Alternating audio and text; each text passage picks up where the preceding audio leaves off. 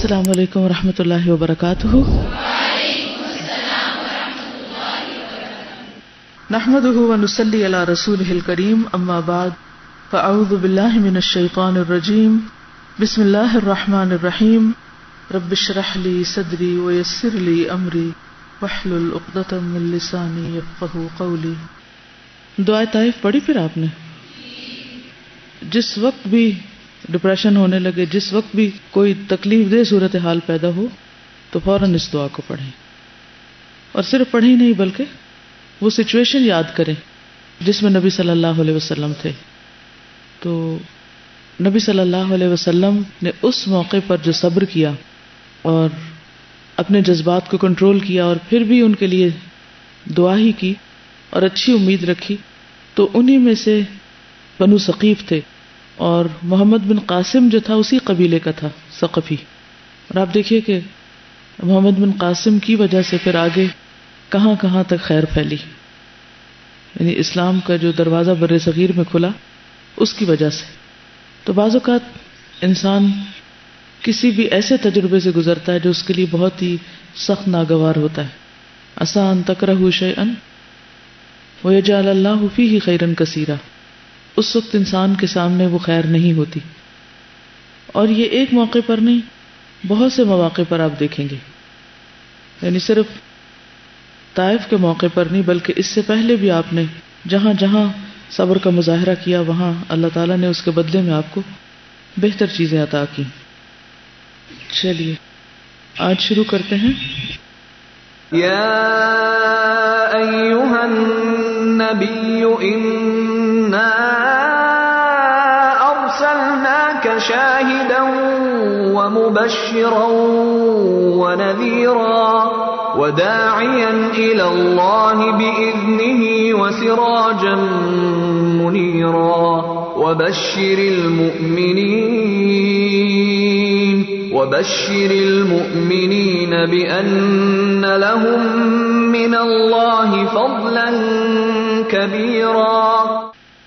الحمد للہ وکفی وسلام علی عبادہ الذین اصطفی. اما بعد فاعوذ باللہ من الشیطان الرجیم بسم اللہ الرحمن الرحیم رب اشرح لی صدری ویسر لی امری واحلل عقدۃ من لسانی یفقہوا قولی. صفحہ نمبر 140. مشرکین کی طرف سے نشانیوں کی طلب. مشرکین کے تقاضوں میں ایک بات یہ بھی تھی کہ وہ عاجز کرنے کے لیے عناد کے طور پر یعنی دشمنی کے طور پر رسول اللہ صلی اللہ علیہ وسلم سے نشانیاں طلب کرتے تھے تاکہ یہ ثابت کر سکیں کہ آپ اللہ کے سچے رسول نہیں. اور مختلف اوقات میں کئی بار انہوں نے یہ مطالبہ کیا. چنانچہ ایک بار وہ مسجد حرام میں جمع ہوئے، باہم مشورہ کیا، پھر نبی صلی اللہ علیہ وسلم کو بلا بھیجا کہ آپ کی قوم کے اشراف آپ سے بات کرنے کے لیے اکٹھے ہوئے ہیں. چونکہ نبی صلی اللہ علیہ وسلم ان کی رشد و ہدایت کے بہت زیادہ خواہش مند تھے، جیسا کہ اللہ نے فرمایا ہے فَلَعَلَّكَ بَاخِعٌ نَفْسَكَ عَلَىٰ آثَارِهِمْ إِن لَّمْ يُؤْمِنُوا بِهَٰذَا الْحَدِيثِ أَسَفًا. اگر وہ لوگ اس بات پر ایمان نہ لائے تو شاید آپ ان کی خاطر اپنے آپ کو افسوس کے سبب ہلاک کر ڈالیں گے. یعنی اس درجے کا درد اور اس درجے کی تڑپ تھی آپ کے اندر کہ لوگ کسی طرح ہدایت پا جائیں اور جہنم کی آگ سے بچ جائیں. لہذا جب وہ آپ کو بلاتے، جیسی بھی سچویشن ہوتی، جتنے بھی مشکل حالات ہوتے، آپ اپنا کام نہیں چھوڑتے تھے. یہاں بھی ان کے بلانے پر آپ تشریف لے گئے. چنانچہ آپ صلی اللہ علیہ وسلم ان کے اسلام لانے کی امید باندھے جلدی سے تشریف لائے. انہوں نے کہا آپ ہمیں بتلاتے ہیں کہ پیغمبروں کے پاس نشانیاں تھیں. حضرت موسیٰ علیہ السلام کے لیے لاٹھی اور صالح علیہ السلام کے لیے اونٹنی تھی. عیسیٰ علیہ السلام مردوں کو زندہ کرتے تھے. تو جس طرح پہلے لوگوں کو نشانیوں کے ساتھ بھیجا گیا تھا، آپ بھی ہمارے پاس کوئی نشانی لائیں. وہ سمجھتے تھے کہ پیغمبروں کی خاصیت یہ ہے کہ وہ جب چاہیں اس طرح کے خرق عادت یعنی عادت سے ہٹ کر معجزات لانے پر اسی طرح قدرت رکھتے ہیں جس طرح عام لوگ اپنے طبعی اعمال پر قدرت رکھتے ہیں، یعنی روزمرہ کے کام کاج کرتے ہیں، تو پیغمبر کا بھی یہ روزمرہ کا کام کاج ہے، لہٰذا وہ جب چاہے معجزہ دکھا سکتا ہے. This is part of his job. چنانچہ انہوں نے اس مذکورہ مطالبے کے ساتھ ہی یہ تجویز بھی پیش کی کہ آپ صفا پہاڑ کو سونا بنا دیں یا پہاڑوں کو کہیں اور لے جائیں اور اس علاقے کو ہموار زمین میں تبدیل کر دیں اور اس میں نہر جاری کر دیں، یا ہمارے جو آباء و اجداد گزر چکے ہیں انہیں زندہ کر دیں تاکہ وہ شہادت دیں کہ آپ رسول ہیں. ارشاد باری تعالی ہے وَقَالُوا لَن نُّؤْمِنَ لَكَ حَتَّى تَفْجُرَ لَنَا مِنَ الْأَرْضِ يَنبُوعًا أَوْ تَكُونَ لَكَ جَنَّةٌ مِّن نَّخِيلٍ وَعِنَبٍ فَتُفَجِّرَ الْأَنْهَارَ خِلَالَهَا تَفْجِيرًا أَوْ تُسْقِطَ السَّمَاءَ كَمَا زَعَمْتَ عَلَيْنَا كِسَفًا أَوْ تَأْتِيَ بِاللَّهِ وَالْمَلَائِكَةِ قَبِيلًا أَوْ يَكُونَ لَكَ بَيْتٌ مِّن زُخْرُفٍ أَوْ تَرْقَىٰ فِي السَّمَاءِ وَلَن نُّؤْمِنَ لِرُقِيِّكَ حَتَّىٰ تُنَزِّلَ عَلَيْنَا كِتَابًا نَّقْرَؤُهُ. اور انہوں نے کہا ہم آپ پر ہرگز ایمان نہ لائیں گے یہاں تک کہ آپ ہمارے لیے زمین سے چشمہ جاری کر دیں، کیونکہ مکہ میں پانی کی کمی تھی، یا آپ کے لیے کھجور اور انگور کا باغ ہو، وہ بھی مکہ میں اگتا نہیں تھا، جس کے درمیان آپ نہریں بہا دیں، یہ بھی بڑا محال کام تھا، یا جیسا کہ آپ کہتے ہیں کہ ہمارے اوپر آسمان ٹکڑے ٹکڑے کر کے گرا دیں، یا اللہ اور فرشتوں کو ہمارے روبرو حاضر کر دیں، یا آپ کے لیے سونے کا گھر ہو، یا آپ آسمان پہ چڑھ جائیں اور ہم محض آپ کے چڑھنے کو بھی تسلیم نہیں کریں گے، یہاں تک کہ آپ ہم پر ایک کتاب اتاریں جسے ہم پڑھیں، یعنی لکھی ہوئی کتاب لے کے آئیں. انہوں نے اس مطالبے کے ساتھ یہ بھی واضح کیا کہ اگر نبی صلی اللہ علیہ وسلم ان کی یہ خواہش پوری کر دیں تو وہ اسلام لانے کے لیے تیار ہیں. ارشاد باری تعالی ہے وَأَقْسَمُوا بِاللَّهِ جَهْدَ أَيْمَانِهِمْ لَئِن جَاءَتْهُمْ آيَةٌ لَّيُؤْمِنُنَّ بِهَا. انہوں نے اپنی بھرپور قسموں کے ساتھ اللہ کی یہ قسم کھائی کہ اگر ان کے پاس کوئی نشانی آ گئی تو وہ اس پر ضرور ایمان لائیں گے. آج بھی یہی ہوتا ہے کہ لوگ بعض اوقات آپ سے کوئی مشکل ترین الجھاؤ والا سوال کریں گے اور آپ کو چیلنج کریں گے کہ میرے اس سوال کا جواب آج تک کوئی نہیں دے سکا، اگر آپ دے دیں تو میں مان جاؤں کہ واقعی اسلام سچا ہے. تو ایسے میں انسان کیا چاہتا ہے کہ کہیں سے کوئی وحی اترے اور اس مسئلے کو حل کر دیا جائے.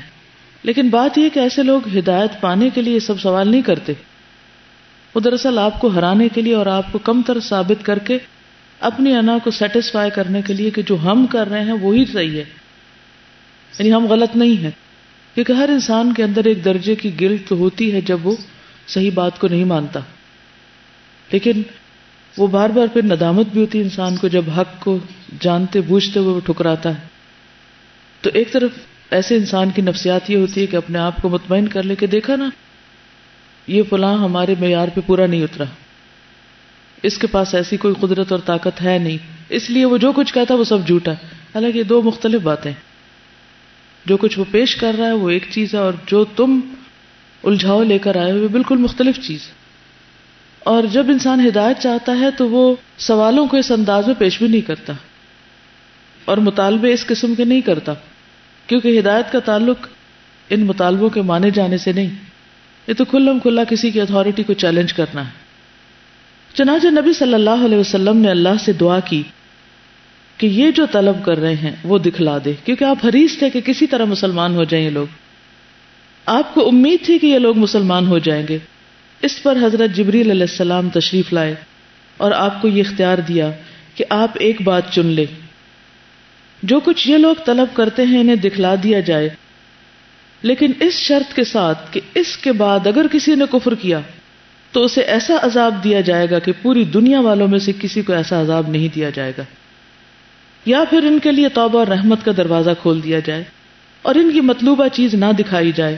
آپ نے فرمایا بل باب التوبۃ والرحمہ، توبہ اور رحمت کا دروازہ ہی کھولا جائے، کیونکہ اس سے پہلی قوموں کے ساتھ ہی ہو چکا تھا۔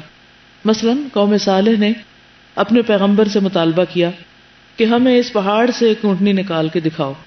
مطالبہ پورا ہو گیا، لیکن اس کے باوجود وہ ایمان نہیں لائے، تو آخرکار 3 دن کے بعد ان سب کی اینٹ سے اینٹ بجا دی گئی اور تباہ و برباد کر دیا گیا ان کو۔ تو نبی صلی اللہ علیہ وسلم کو پچھلی قوموں کا تجربہ تھا، تو آپ نے فرمایا کہ نہیں، کسی بھی طرح یہ قوم ہلاک نہ ہو، ان کے لیے توبہ اور رحمت کا دروازہ ہی کھلا رہے۔ جب نبی صلی اللہ علیہ وسلم نے یہ پہلو اختیار کر لیا تو ان کی تجاویز کا جواب نازل ہوا۔ قل سبحان ربی هل کنت الا بشرا رسولا، آپ کہہ دیں کہ میرا رب پاک ہے، میں تو اس کے سوا کچھ نہیں کہ ایک بشر رسول ہوں۔ کتنا خوبصورت جواب ہے یہ۔ جب آپ کو بھی کوئی ایسا شخص چیلنج کرے تو اس کو پرسنل نہ لیں کہ اس نے آپ کی بڑائی کو چیلنج کر دیا، اب آپ کو ہر صورت اپنے آپ کو ڈیفینڈ کرنا ہے اور اس کو سیٹسفائی کرنے کے لیے الٹے سیدھے اور غلط سلط کوئی جواب لے آئے، کوئی جھوٹ موٹ پہ مبنی یا کوئی ایسی باتیں بنا کے اسے پیش کر کے سیٹسفائی کرنے کی کوشش کریں۔ اس وقت اپنی حیثیت کا اعتراف، اپنی عاجزی کا اظہار، یہی اصل جواب ہے کہ میرے پاس تو بھئی اتنا سا ہی علم ہے، میں تو اتنا ہی جانتا ہوں، اس سے زیادہ میرے پاس علم نہیں۔ کیونکہ عموماً کیا ہوتا ہے کہ جب ہم دین کا کام کرتے ہیں اور کوئی پوچھ بیٹھے ہم سے تو ہمیں بڑی پریشانی لگ جاتی ہے کہ کہیں اس پر یہ نہ کھل جائے کہ مجھے آتا کچھ نہیں، یا یہ کہ مجھے ہر سوال کا جواب آنا چاہیے۔ کوئی ضروری نہیں کہ ہر سوال ہی کے جواب ہے، ہم کوئی پرفیکٹ نہیں اور ہم کوئی فرشتے نہیں اور پیغمبر نہیں ہے۔ پیغمبروں کو بھی اللہ نے لوگوں کے ہر مطالبے کے جواب کے طور پر وہ سب کچھ نہیں دیا تھا جو لوگ چاہتے تھے، تو یہ تو ہو ہی نہیں سکتا کہ آپ سب دنیا کو راضی کر سکیں۔ لہٰذا ہم جو بھی ہیں، جو بھی ہماری حیثیت ہے، جتنا بھی ہمارا علم ہے اور جتنی بھی کم علمی ہے، اس کا ہم کھلے دل سے اعتراف کرتے ہیں، لیکن جو حق اور سچ بات ہے اس کو ہم مانتے ہیں اور وہی آپ کے سامنے پیش کر رہے ہیں۔ اگر آپ اس کو مان سکتے ہیں تو آپ خوشی سے مانیے، اور اگر نہیں ماننا چاہتے تو اس سے زیادہ ہم کچھ نہیں کر سکتے۔ پیغمبر نے کہا الا بشر الرسولا، میں فرشتہ نہیں ہوں، خدا نہیں ہوں، کچھ اور نہیں ہوں، میں بشر ہوں، رسول ہوں، پیغام پہنچانے آیا ہوں، پیغام پہنچا رہا ہوں۔ اگر مان سکتے ہو تو مان لو، اور اس سے انسان کو بالکل سیٹسفیکشن ہو جاتی۔ امام مالک کے پاس ایک شخص آیا ہزاروں میل سفر کر کے مغرب سے، یعنی موراکو وغیرہ کے علاقے سے۔ بہت شہرت اس نے سنی تھی امام مالک کی کہ بہت بڑے عالم ہیں اور ہر سوال کا جواب دیتے، تو بڑے شوق اور اشتیاق کے ساتھ وہ آپ کی مجلس میں آ کے بیٹھا اور اس نے ایک سوال کیا تو امام مالک نے کہا لا ادری، میں نہیں جانتا۔ تو بڑا حیران ہوا، اس نے کہا میں نے تو آپ کی اتنی شہرت سنی ہے، تو آپ کہتے مجھے نہیں معلوم۔ اس نے ایک اور سوال کیا، آپ نے کہا میں نہیں جانتا، ایک اور کیا، آپ نے کہا میں نہیں جانتا۔ تو اس نے کہا کہ میں واپس جا کے کیا جواب دوں گا کہ میں کیا کر کے آیا؟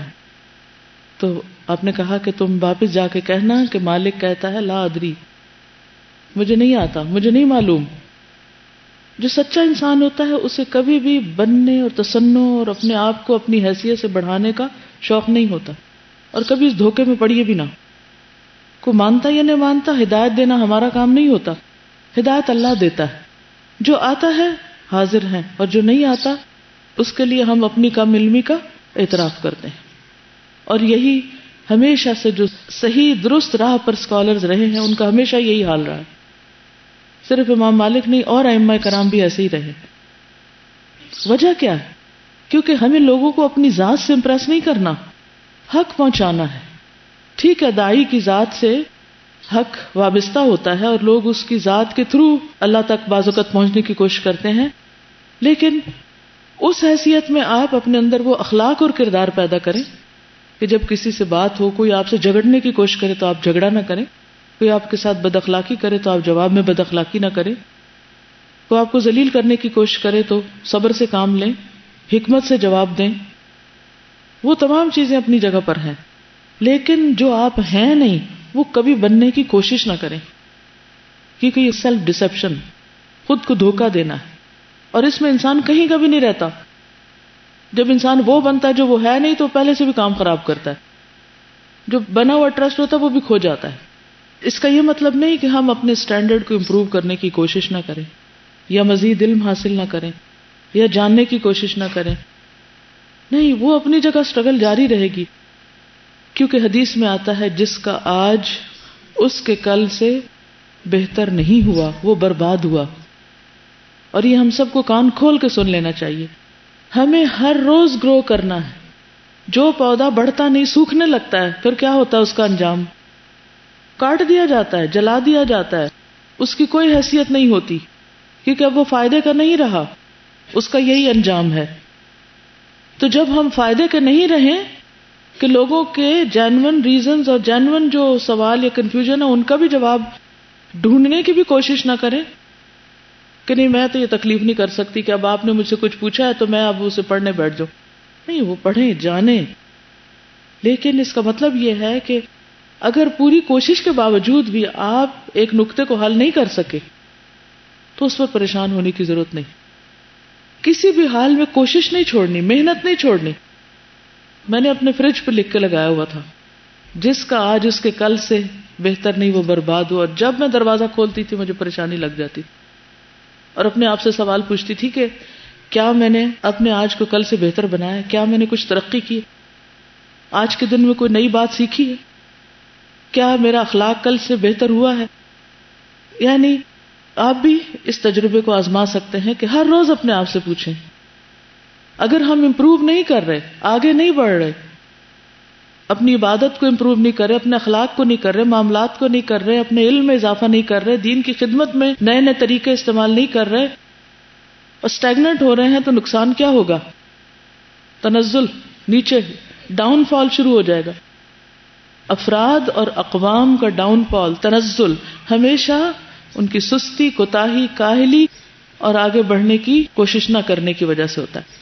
آپ دیکھیے کہ ایک پودا، جیسے وہ جی ٹی روڈ پر بڑے بڑے وہ درخت لگے ہوئے ہیں، کبھی آپ گزرتے ہوئے دیکھیں، اتنے بڑے بڑے ہیں، ہیوج درخت ہیں، لیکن اب وہ اگر مزید خود نہیں بڑھ پا رہے تو ان کی جو جڑیں ہیں وہ لٹک کے نیچے زمین میں نئے درخت اگا رہے ہیں. پھر آپ دیکھیے کہ جب ایک انسان خود بڑا ہو جاتا ہے تو اس کے بچے آگے گرو کر جاتے ہیں، وہ اس کے مشن کو آگے لے کیری کرتے ہیں، اس کے شاگرد. تو یہ بھی دراصل اس شخص ہی کی گروتھ ہو رہی ہوتی ہے. تو کسی نہ کسی شکل میں، نہیں، گروتھ کی صرف ایک ہی شکل نہیں ہوتی، بہت سی شکلیں ہوتی ہیں. اور جیسے پہلے بھی کہ ٹکراؤ نہیں، ایک راستہ باندھو تو دو کھول دیں، اور ہمیشہ اس میں خیر ہوتی ہے. کسی رکاوٹ کو اپنے راستے کی حتمی رکاوٹ نہ سمجھیں کہ یہ نہیں ہوا تو اب زندگی ختم ہوگی. نہیں، تیرے آگے آسماں اور بھی ہیں، ٹھیک ہے نا. تو انسان پرواز کرتا رہے، اس سے نہ تھکے. میں کبھی سوچتی ہوں کہ لوگوں کو حضرت عمر کا کردار کیوں اتنا پسند آتا ہے، اس کے پیچھے کیا وجہ ہے؟ مجھے واحد ون سنگل ریزن نظر آتی ہے، اور وہ ہے ان کی بہادری، کہ وہ ڈرتے نہیں ہیں. اور اس سے دین کو بہت زیادہ فائدہ پہنچا. یعنی ایسا نہیں کہ دوسروں میں نہیں تھی، لیکن ان کے اندر دوسروں کی نسبت زیادہ تھی. تو ہمارے اندر بھی پھر کسی درجے کی بہادری تو ہونی چاہیے نا، کہ ہم چیلنجز کو فیس کر سکیں اور آگے بڑھ سکیں. تو بہرحال مطلب یہ ہے کہ میں خوارق اور معجزات دکھانے پر قادر نہیں ہوں، کیونکہ اس کی قدرت اللہ سبحانہ و تعالیٰ کے ساتھ خاص ہے.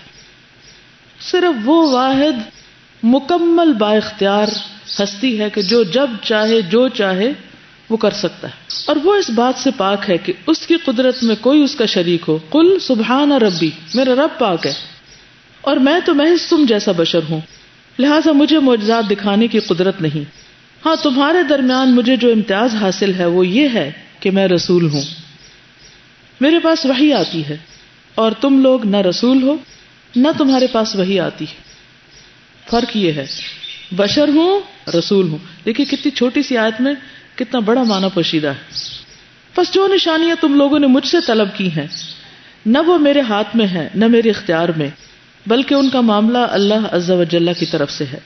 اگر وہ چاہے تو انہیں تمہارے لیے ظاہر فرما دے اور ان کے ذریعے سے تمہارے درمیان میری تائید کر دے، اور اگر چاہے تو انہیں مؤخر کر دے، اور تم لوگوں کی بہتری اور مصلحت بہرحال اسی میں ہے. اللہ تعالیٰ نے اسی مطلب کی سورہ انعام میں بھی تاکید کی، فرمایا قل انما الآیات عند الله وما يشعركم أنها إذا جاءت لا يؤمنون. آپ کہہ دیں کہ نشانیاں تو بس اللہ کے پاس ہیں، اور تمہیں کیا خبر کہ جب وہ آ جائیں گی تو یہ لوگ ایمان نہیں لائیں گے. نشانیاں جب آ جائیں گی تو یہ مانیں گے نہیں، ماننا انہوں نے پھر بھی نہیں. یعنی انبیاء اور رسل خوارق و معجزات برپا نہیں کرتے، بلکہ انہیں اللہ تعالیٰ برپا کرتا ہے. البتہ وہ انبیاء اور رسل کی تکریم و تائید اور ان کی نبوت و رسالت کے اس بات کے لیے، یعنی اس کو ثابت کرنے کے لیے ان کے ہاتھ پر معجزات کا اظہار فرماتا ہے. پھر اللہ سبحانہ و تعالیٰ نے یہ بات بیان فرمائی کہ یہ لوگ اگرچہ اپنی پوری قوت کے ساتھ قسم کھاتے ہیں کہ اگر انہوں نے نشانی دیکھ لی تو ضرور ایمان لائیں گے، حالانکہ اگر اللہ ان کو ان کی طلب کردہ نشانیاں دکھلا بھی دے تب بھی وہ ایمان نہیں لائیں گے. ارشاد باری تعالیٰ ہے، وَلَوْ أَنَّنَا نَزَّلْنَا إِلَيْهِمُ الْمَلَائِكَةَ وَكَلَّمَهُمُ الْمَوْتَى وحشرنا عليهم كل شيء قبلا ما كانوا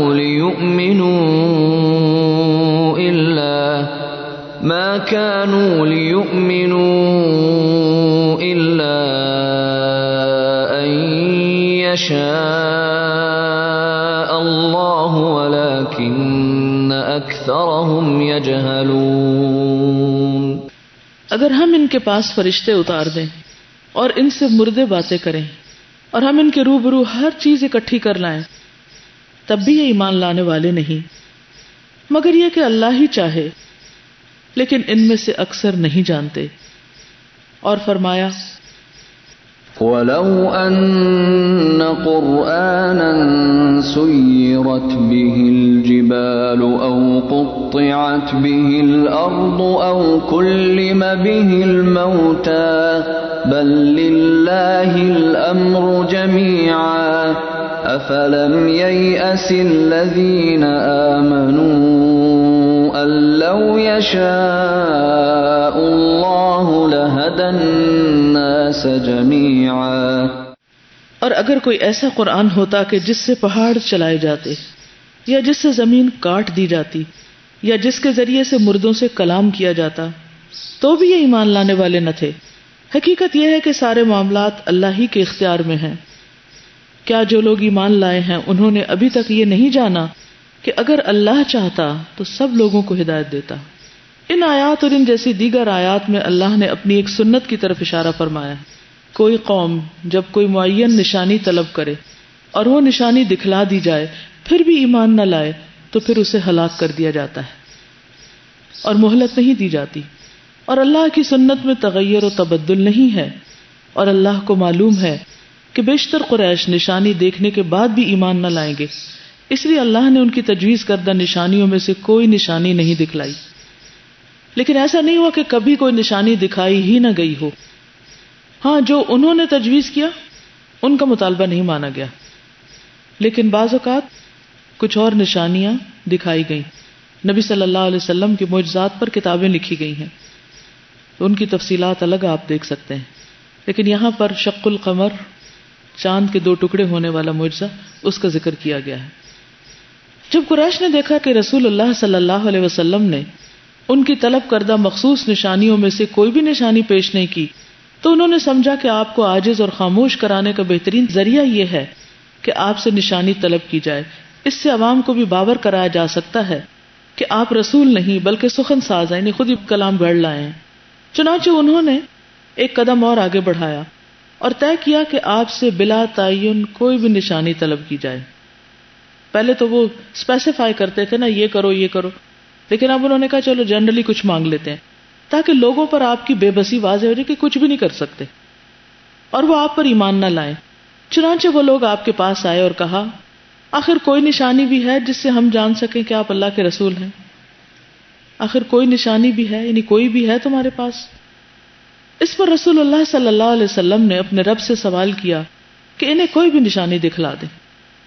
چنانچہ اللہ نے یہ نشانی دکھلائی کہ چاند پھٹ کر 2 ٹکڑے ہو گیا. ایک ٹکڑا جبل ابو قبیس، یاد رکھیے جس پر اس وقت بادشاہوں کے محلات ہیں وہ پہاڑ جبل ابو قبیس ہے. تو تھوڑا امیجن کرنے میں کہ کس رخ پہ گیا ہوگا، یعنی اگر آپ خانہ کعبہ کے پاس کہیں کھڑے ہیں چاند کدھر کو گیا. ایک ٹکڑا جبل ابو قبیس کے اوپر اور ایک اس سے نیچے، یہاں تک کہ لوگوں نے ہرا پہاڑ کو دونوں ٹکڑوں کے درمیان دیکھا. یعنی افق پہ سین کیسا تھا کہ چاند آدھا ادھر اور آدھا ادھر اور بیچ میں پہاڑ نظر آ رہا ہے. رسول اللہ صلی اللہ علیہ وسلم نے فرمایا اشہدو، گواہ رہو. قریش نے یہ نشانی کھلم کھلا واضح طور پر طویل دورانیہ تک دیکھی. یہ نہیں کہ ایک فلیش ہوا تھا کہ بس ایک لمحے کے لیے نظر آیا اور پھر ختم ہو گیا.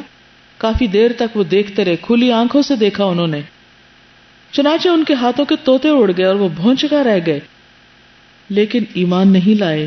کہنے لگے یہ ابو کبشہ کے بیٹے کا جادو ہے، ہم پر محمد نے جادو کر دیا ہے. آتا نا اقتربت الساعۃ وانشق القمر. ایک آدمی نے کہا اگر اس نے تم پر جادو کر دیا ہے تو سارے لوگوں پر نہیں کر سکتا، مسافروں کا انتظار کرو. مسافر آئے، ان سے پوچھا گیا، انہوں نے کہا ہاں ہم نے بھی دیکھا ہے، یعنی راستے میں. لیکن قریش اپنے کفر پر مصر رہے اور اپنی خواہشات ہی کی پیروی کی، اور غالباً شق القمر کا یہ واقعہ اس سے بھی بڑے اور اہم واقع اسراء و معراج کی تمہید تھا، کیونکہ یوں کھلی آنکھوں چاند کو پھٹا دیکھ لینے سے اسراء اور معراج کا امکان بھی عام ذہن کے لیے قابل قبول ہو سکتا تھا. یعنی ایک طرح سے گریجولی ان کو ایک بڑے معجزے کو بتانے اور سمجھانے کے لیے ایک راہ ہموار کی گئی. واللہ عالم. اسی طرح کچھ اور مواقع پر بھی ہم دیکھتے ہیں. مثلا ایک جگہ ایک اعرابی حضور صلی اللہ علیہ وسلم کے پاس آیا اور کہنے لگا کہ میں کس طرح یقین کروں کہ آپ اللہ کے رسول ہیں. آپ نے فرمایا کہ میں کھجور کے درخت کے خوشے کو بلاتا ہوں، اگر وہ آ گیا تو تم مان لینا. تو آپ نے اس وقت کھجور کے خوشے کو، یعنی درخت کے اندر وہ خوشہ ہوتا ہے نا، اس کو اپنی طرف بلایا تو وہ ٹوٹ کر آپ کے پاس آ گیا. پھر آپ نے اسے حکم دیا تو وہ واپس اپنی جگہ چلا گیا. تو یہ نشانی دیکھ کر یہ بدو مسلمان ہو گیا. تو بات یہ ہے کہ جن لوگوں کو نشانی فائدہ دے ان کے لیے نشانیاں لانا اور دکھانا اللہ کے اذن سے وہ بھی فائدہ مند تھا. لیکن میجورٹی کا حال یہ تھا کہ وہ صرف ایک مقابلے کے طور پر یہ سب کچھ کر رہے تھے، نیت اور ارادہ ان کا درست نہ تھا، اور اگر دکھا دی جاتی تو انہی کے حق میں مصیبت ہوتی. اگر کچھ کہنا چاہیں تو کہہ سکتے ہیں، پھر آگے چلتے ہیں. جی آپ فرمائیے.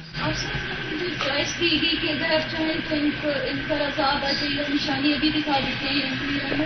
اس سے ہمیں پتہ چلتا ہے کہ آپ صلی اللہ علیہ وسلم کتنے خیرخواہ ہیں ان کے، کہ ایک وقتی فائدہ اور چمک جو ختم ہونے والی ہے وہ دکھا دیے تو کافی ہے. اور دوسری طرف جی آپ صلی اللہ علیہ وسلم کے پاس 2 میں سے ایک چوائس تھی کہ آپ چاہیں تو نشانی دکھا دیں لیکن نتیجہ ان کی تباہی کے طور پہ نکلے گا، اور چاہیں تو ان کے لیے باب توبہ اور رحمت کھلا رہے.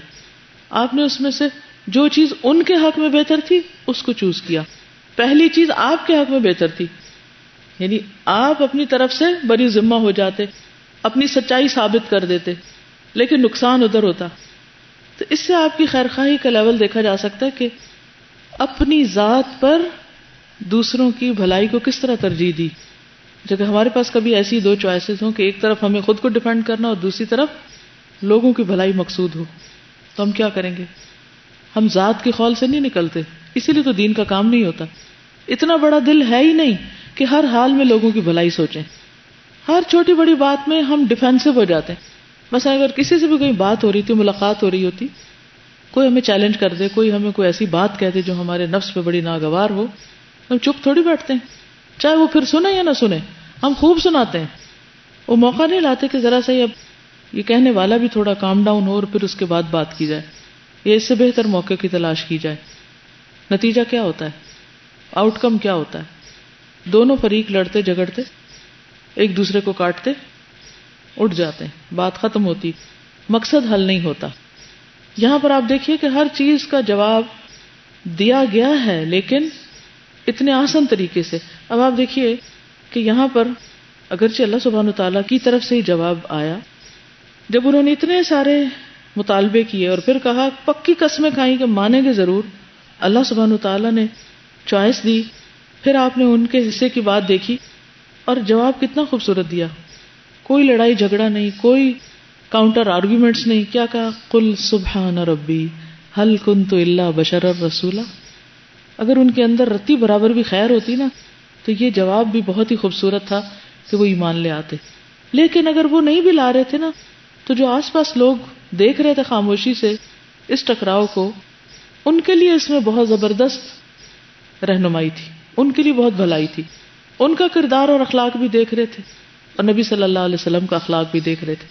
جب کہیں آپ لوگوں کے بیچ میں ہوتے ہیں اور آپ کی بحث مباحثہ چل پڑتا ہے یا بہت ڈیفینسو ہو جاتے ہیں تو اس میں جو تماشائی ہوتے ہیں نا یا تماشبین، وہ دونوں طرف دیکھ رہے ہوتے ہیں. وہ یہ نہیں دیکھ رہے ہوتے کہ کس کی بات زیادہ سچ ہے. اس وقت کیا دیکھا جا رہا ہوتا ہے کہ کس کا اخلاق اور کس کا انداز زیادہ بہتر ہے. اس وقت اخلاق کی مار سے انسان کامیاب ہو سکتا ہے، لیکن اپنے آپ کو سچا ثابت کرنے سے بعض اوقات آپ ہار سکتے ہیں. میں یہ سوچ رہی تھی کہ ہم لوگ کیوں اکھڑ جاتے ہیں جب ہمیں کوئی چیلنج کرتا ہے. ویسے ہمارا اخلاق بڑا اچھا ہوتا ہے، ہم بڑے چارمنگ سویٹ ہوتے ہیں. کوئی ہمیں چیلنج کرتا ہے تو پھر ہماری ایگو اندر کی جاگ پڑتی ہے. ہم کیوں اپنے آپ کو پروف کرنا چاہتے ہیں نا لوگوں کے سامنے. مجھے اس کی وجہ یہی سمجھ میں آ رہی ہے کہ تھرو آؤٹ، یعنی کل والے واقعے میں بھی یہی وجہ مجھے بعد میں کہ نبی صلی اللہ علیہ وسلم نے دعا کیوں نہیں کی، زید بن حارث رضی اللہ تعالیٰ عنہ کے سامنے کیوں نہیں کوئی دکھڑا انہوں نے بیان کیا، یا جبریل علیہ السلام کے سامنے کیوں؟ کیونکہ جو ایک انڈر لائن فیکٹر ہے نا جو ہم میں کمی ہے، وہ نبی صلی اللہ علیہ وسلم کا جو ڈائریکٹ کانٹیکٹ اپنے اللہ کے ساتھ ہے نا، اور ڈائریکٹ معاملہ اللہ کے ساتھ ہے. He does not have to prove himself in front of people because he knows کہ ان کا معاملہ تو اللہ کے سامنے بالکل کھلا ہوا ہے نا. So he doesn't have to prove.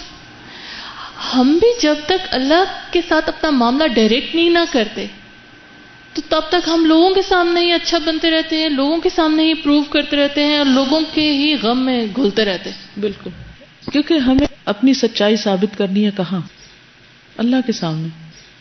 تو بات پھر وہیں آ جاتی ہے، اپنی ذات سے اوپر اٹھ کر لوگوں کی خیر خواہی کو سامنے رکھتے ہوئے مقصد پہ فوکس، کہ مقصد کس طرح پورا ہوگا، اپنے کو نیچے کر کے یا دوسرے کو نیچے کر کے. السلام علیکم. وعلیکم السلام. میں یہ کہنا چاہ رہی تھی کہ ہر دور میں جیسے آپ صلی اللہ علیہ وسلم اور آپ کے ساتھی ہیں، تو ہر دور میں جب بھی اسلام کو غالب کرنے کا کوئی دعویٰ کرے گا تو اس کو یہی طریقہ اختیار کرنا پڑے گا، اور یہ کم ہی لوگ ہوں گے. کیونکہ اللہ تعالیٰ نے قرآن میں فرمایا نا بنی اسرائیل کے بارے میں، وَجَعَلْنَا مِنْهُمْ أَئِمَّةً يَهْدُونَ بِأَمْرِنَا لَمَّا صَبَرُوا وَكَانُوا بِآيَاتِنَا يُوقِنُونَ. تو آپ صلی اللہ علیہ وسلم والا اخلاق اور آپ کا طریقہ اور صبر، یہی چیزیں ہیں جو کہ اسلام کو غالب کرنے والوں کی صفات ہونی چاہیے. بعض اوقات کوئی ہمیں چھوٹی سی بات کہہ جائے نا تو اس کے اوپر اتنا لمبا جواب دیں گے، اتنی لمبی بات کریں گے. تو مجھے حیرت ہوتی ہے کہ اس سب کا مقصد کیا ہے؟ یہ کیوں کر رہے ہیں ہم؟ اپنا وقت ان چیزوں میں کیوں لگا رہے ہیں؟ کیا اس سے بہتر کرنے کا کام نہیں ہے کوئی؟ آج بھی آپ دیکھیں دین والوں کا امیج کیا بن چکا ہے. کیا امیج ہے؟ جھگڑالو، اگریسو، اخلاق سے گری ہوئی باتیں کرنے والے. ٹھیک ہے، اس میں ایک رول میڈیا کا ہے، جو بھی ہے وہ اپنی جگہ ایک چیز ہے، لیکن اگر عام حالات میں بھی دیکھا جائے تو ہمارے ریلیجس طبقے کے اندر کتنی ٹالرنس ہے. چھوٹی چھوٹی باتوں پر ایک دوسرے کے اوپر کفر کے فتوے، اور ذرا کوئی سوال کر بیٹھے. یعنی بعض اوقات ایسا ہوتا ہے نا کہ کوئی ناسمجھ ہوتا ہے دین میں، اس کو پتہ ہی نہیں، اس کو یہ بھی نہیں پتا کہ میں نے سوال کتنا کرنا ہے، کیسے کرنا ہے، کیا کرنا ہے. اس دور میں بدو تھے تو آج بھی پڑھے لکھے بدو ہو سکتے ہیں کہ جو آ کے ایک اکھڑ طریقے سے سوال کر سکتے ہیں. اور بعض اوقات بڑا جنمن سوال ہوتا ہے لیکن ان کو طریقہ نہیں پتا ہوتا. تو ایسے موقع پر ہمیں پھر کیا کرنا چاہیے؟ پچھلے دنوں میری ایک ملاقات ہوئی ایک بچے سے، ہارورڈ کا پڑھا ہوا ہے، بہت انٹیلیجنٹ، بڑے بڑے کام کر رہا ہے. تو اس نے کچھ سوال کیے اور بڑے ٹیڑھے سے سوال کیے. تو میں آرام سے بات کرتی رہی. تو بعد میں کہتا ہے کہ ویسے میں آپ کو بتاؤں، میں بہت سے اسکالر سے ملا ہوں، بہت سے لوگوں کے ساتھ میں بیٹھا ہوں، اور اتنے سارے لوگوں کے ساتھ مل کے میں ایک نتیجے پہ پہنچا ہوں. ان کو میں نے 3 کیٹیگریز میں بانٹ لیا: ملا، مولوی، عالم. سب سے پہلے فلیئر اپ ہوتا ہے ملا، مولوی تھوڑے سے لمحے اوپر جاتا ہے اس کا صبر، عالم تھوڑا سا اس سے آگے. لیکن تینوں طبقے ایسے ہیں کہ جو اپنے جذبات کنٹرول نہیں کر پاتے، یعنی صبر اور حوصلہ کوئی نہیں. کہ وہ کسی کی بات سن سکیں. اس امیج کو بدلنا ہے. یعنی لوگ ہمیں کیٹیگرائز کیے ہوئے ہیں. کون کہاں سے آ رہا ہے, کتنا حوصلہ ہے, کتنی دیر بات سنے گا, کتنی جلدی فتویٰ لگائے گا, اور کس حد تک لڑائی جھگڑا کرے گا. یہ امیج کون بدلے گا؟ یہ اسکارف پہنے ہوئے لوگ جب تحمل سے بات کریں گے, جب ہر حال میں اخلاق کا دامن تھامے رکھیں گے. مثلاً آپ سڑک پہ جا رہے ہیں, نقاب اوڑھ کے جناب گاڑی چلا رہے ہیں, اور کسی نے اوور ٹیک کر لی اور آپ نے زور کا ہارن بینگ بجایا. کیا نظر آ رہا ہے دوسرے کو؟ سارے سڑک پہ لوگ دیکھ رہے ہیں نا کہ یہ نقاب میں لپٹی ہوئی عورت کیا کر رہی ہے اس وقت. اس کے صبر کا یا ٹالرنس کا لیول کیا ہے کہ اگر کسی نے ذرا سا آگے اس سے گاڑی کر لی تو اس سے برداشت نہیں ہوا. بس اتنی سی بات ہے. راستے میں کھڑے ہوئے کسی سے بات کریں, کسی دکاندار سے کوئی بھاؤ تاؤ کر رہے ہیں اور لڑائی جھگڑے کر رہے ہیں. کوئی عام شخص کرے تو بھی ٹھیک نہیں, لیکن نبی صلی اللہ علیہ وسلم کی سنت کیا ہے کہ آپ بازاروں میں شور مچانے والے نہیں تھے. چیخنا, چلانا, ہر ایک سے لڑنا, بڑنا, جھگڑنا. اسپتال میں گئے, وہاں اگر لائن میں جگہ نہیں ملی تو وہاں شور مچانا شروع کر دیا, ڈاکٹر کے ساتھ لڑ پڑے, نرسز کے ساتھ لڑ پڑے, ویسے حجاب کیے ہوئے ہیں اور ہر ایک سے لڑ رہے ہیں. یہ کس قسم کے دین کی تبلیغ ہو رہی ہے؟ اس سے دین پھیل سکتا ہے؟ آپ ایک لفظ نہ بولیں لیکن اپنا اخلاق اچھا رکھیں تو پھر آپ کا یہ پردہ بھی فائدہ دے گا, ورنہ یہ الٹا آپ کے خلاف حجت بنتا ہے. دور سے لوگ ٹیگ کیے ہوئے کہ آگے وہ بس لڑاکو لوگ. اس چیز سے بچنے کی کوشش کریں. شیطان ہمیں یہ دھوکہ دیتا ہے کہ ہم تو برائی دور کر رہے ہیں. جی ہاں, شیطان یہی دھوکہ دیتا ہے کہ ہم برائی دور کر رہے ہیں. جس گفتگو سے برائی دور ہونے کے بجائے اور پھیلے اس میں تو کوئی خیر نہیں, چاہے آپ کتنا ہی بڑا سچ بول رہے ہیں اس وقت. اور یہ کہہ کے خود کو مطمئن کر لیں جی سچ چونکہ کڑوا ہوتا ہے اس لیے تھوڑا سا دوسرے کو تڑپنے دو. اب بعض اوقات ایسے لوگوں سے واسطہ پڑتا ہے کہ جو عمر مرتبے میں ہم سے کم ہوتے ہیں, بس وہ سڑک پہ جا رہے ہیں, کوئی جھاڑو دینے والا ہے, پولیس والے کھڑے ہیں, کوئی اور کھڑا ہے جس کو آپ کے خیال میں وہ تو اللہ ہی جانتا ہے کہ کس کا مقام کیا ہے, یہ انسانوں نے بنا لیا اور یہ بھی ہونا ہرگز نہیں چاہیے. وہ تو بعض کو دیکھ کے رونا آتا ہے کہ پتہ نہیں ان میں سے کس کا ایمان کس درجے کا, اور ہم کس نظر سے دیکھیں تو اللہ کے یہاں پکڑے نہ جائیں. جیسے کل کے واقعے میں آپ دیکھیں کہ عداس کون تھا؟ غلام تھا. مالک نے بھیجا تھا عداس کو کہ جاؤ دیکھو اور پتہ کرو. مالک جو ایک سردار تھا اس نے حق نہیں پہچانا, یا پہچانا بھی تو اقرار نہیں ہو سکا, لیکن عداس نے پہچان لیا کہ اللہ کے نبی ہیں اور ایمان لے آیا. یو نیور نو کہ کون کس درجے میں ہے اور اللہ کے ہاں کہاں پہنچ جائے. لیکن بعض اوقات ہم جہاں کہیں دنیاوی اعتبار سے اپنے سے کم مرتبہ لوگوں کے ساتھ بات کرتے ہیں وہاں تو اخلاق اور ہی چلا جاتا ہے ہمارا. تو خدا کے لیے داڑھی رکھ کے حجاب پہن کے سب سے پہلا کرنے والا کام کیا ہے؟ اسلام کا امیج درست کریں اپنے رویوں کے ساتھ. آپ نے بسم اللہ پڑھ کے اس کو کھایا تھا, وہاں سے پھر اس کا وہ بالکل. یعنی عداس کیوں مسلمان ہوا؟ کیونکہ نبی صلی اللہ علیہ وسلم نے بسم اللہ پڑھ کے انگور کھانا شروع کیا. آپ کا عمل تھا نا, یہ تبلیغ ہوتی ہے.